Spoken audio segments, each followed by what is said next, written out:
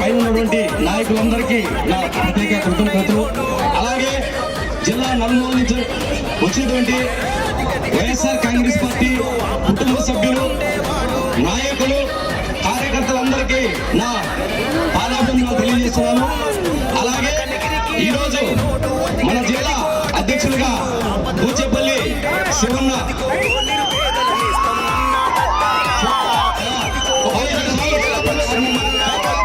అభినందన తెలియజేస్తున్నాను. మన బూచేపల్లి